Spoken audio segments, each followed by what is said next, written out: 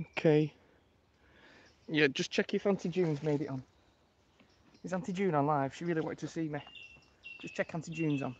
Yeah. Well, I know. I'm hoping to look smart. Got dressed up for something like this. It's a big occasion. You never know. The Queen might be watching, and she might be thinking about a new honours list already. You know what I mean? Getting them in the bank, ready for next year. So you never know who's watching. We ready to go? Okay. Yeah. Still not set. Yeah. Hang on. Yeah. Auntie June. Put Auntie June on the phone. And let's just. Oh, she can do it on catch up. Oh, yoo-hoo! Hi! Hi! Welcome, everybody. Thanks for joining me here today in the woods in a local patch to me. Where to begin, because I'm dead excited about this. First of all, thanks to the Wildlife Trust for inviting me on to talk about this. And what is this? It's a splendid fungus, isn't it? So, a fungus, as opposed to a mushroom. A mushroom is something we think of, we class as having a cap and a stem underneath, like you might buy in the supermarket. But this is a fungus. They're both types of fungi. What kind of fungus is this? This is a bracket fungus. Do you know what I've not done? I've not told you what it is, have I? You need to know what this is. This is the chicken of the woods. And what an incredible... I'll explain why shortly, why it's called chicken of the woods. But let's just think about what an incredible thing this is. People get themselves in a right tiz trying to find this. And you know what? This is very unusual. But for one of the only times ever, with fungi, there's certain ones on your hit list, and as you get into it as a bit of a hobby thing, I really want to find that thing. It never happens. You don't really go out and look for something and find it. However, this is one of the few occasions I've ever done that. I went out hoping to find this, looking in the right habitats and the right host trees, and sure enough, boom shakalak, found it. Doesn't always work that way.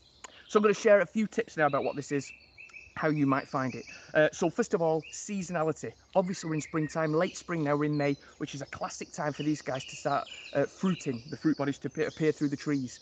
And it is fruiting really well this year. It's fruiting in abundance.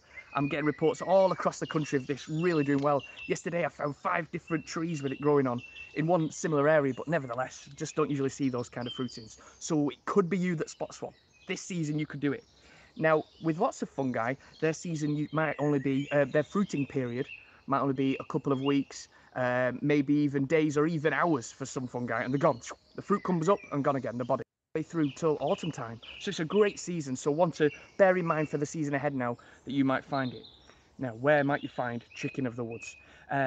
Well, because this is a bracket fungus, bracket fungi are traditionally found on dead or dying trees and often standing wood.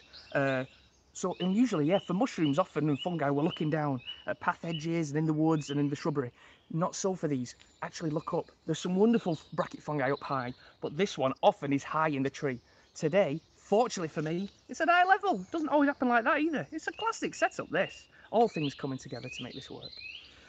So yeah, dead or dying trees and usually standing wood. But I've known big limbs I found one yesterday that have come off a tree and it's still fruiting on the limb that's dead on the floor. What kind of host tree? What is the host tree for these? Well, they only like to sit with certain trees, like lots of fungi have these relationships with certain trees. This one, most commonly found on oak. For my case, I've found it on nothing but willow at the moment, this season, but it also likes beech and cherry and sweet chestnut as well. It can also grow on yew, which is unusual because it doesn't grow on conifer otherwise. It can also grow on yew trees. Okay, so that's a little bit of its season and the host type. Now, I talked about it being a bracket fungus, which means it disperses its spores in a different way. I just realised there's loads of beautiful willow thingies flying through the air that like the seeds, the fluff, willow fluff. It looked at the moment like a daddy D, like dandruff. Don't be mistaken. Actually, I do have that, but I treat it well with a good shampoo. So today, if there's any of that going on, it's the willow fluff. Okay, back to got distracted by the willow fluff there. Things falling from the sky. It's beautiful around here. Okay, pause, take a breath, think about what you're going to say. Polypore. Underneath here, where a mushroom drops its seeds, its spores, from under the gills, they fly off into the wind. Okay, this guy does the same, drops its spores, but from pores underneath. Hey, little science word for today, pores. Okay, it drops its pores from underneath through tiny little holes, which are pores. Okay, we have pores in our skin, of course, which is where we sweat from. Tiny little holes in our skin. If you look really, really close, you can see them. So this is a porous. It's called latiporous sulfurous, which always sounds like I'm so furious, so furious. Sulfur being the bright yellow that this is, the porous side. This underside where the pores are is a beautiful, I mean, how striking is that? Bright lemon yellow, just gorgeous, or sulfur yellow. Now this, in terms of lookalikes, if you're looking around and think, is this it, is it not? Okay, when it gets to this stage, I would say you can't mistake it for anything else. These beautiful yellow and orange topped shells sharp. Maybe that would be better. Okay, unmistakable, I'd say. Slightly wavy edge, like almost like giant fans. In its younger stage, it could be mistaken for some other things. You could argue it could be mistaken for maybe a young dryad saddle in that kind of blob form. It starts out as a blob, and then it starts to branch off and make these shells. Could be a dryad saddle. Could be something called a giant polypore. The difference with that one is that giant polypore will bruise as you press it and rip the flesh, okay? That will tear, great ID feature. Now, I would argue there's one other yellow blob that hangs around in its very early stage. It's just a yellow blob on the side of a tree. There are also other yellow blobs called the dog vomit slime mold. Okay, if you find that, keep an eye on it. Don't, if you prod it, the texture will be all sticky. It's got a right textured surface. That's dog vomit slime mold. Something different to this. So if you do have a patch near to you, keep your eye on it, monitor it, because you'll be able to see this growth. It grows incredibly fast. Over 2 weeks from a ball to this, to kilos in weight. Fantastic stuff. Now, what is its job? Quick word about what its job is. Its job is a recycler. It's a saprobe. Another word. Yeah, come on. Proper science here. Learning. It's a saprobe, okay? Which means a saprotroph recycles and feeds off dead and dying wood, okay? Or the detritus of the woods. So, interestingly, this is also a mild parasite. What I haven't determined yet is if it's this that killed the tree, or if it's also parasitic at the same time, then creates the dead wood which it then feeds off. But actually this wood is still living. It's obviously dying now, but it's still living. A huge beautiful canopy up there of willow. So yeah, a mild parasite, but also mainly a saprobe. Feeds off that dead wood. These guys are crucial to our ecosystem. All fungi are, and they all have a different role to play.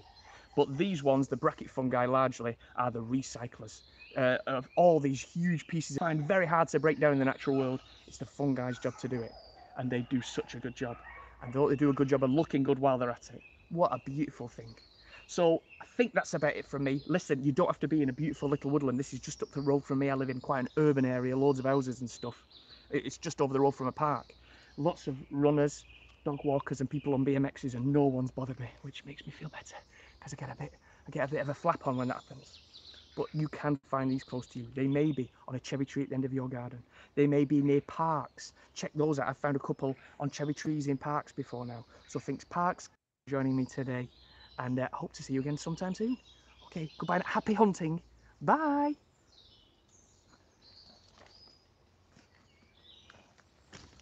Oh, is Auntie June listening? Did she like it?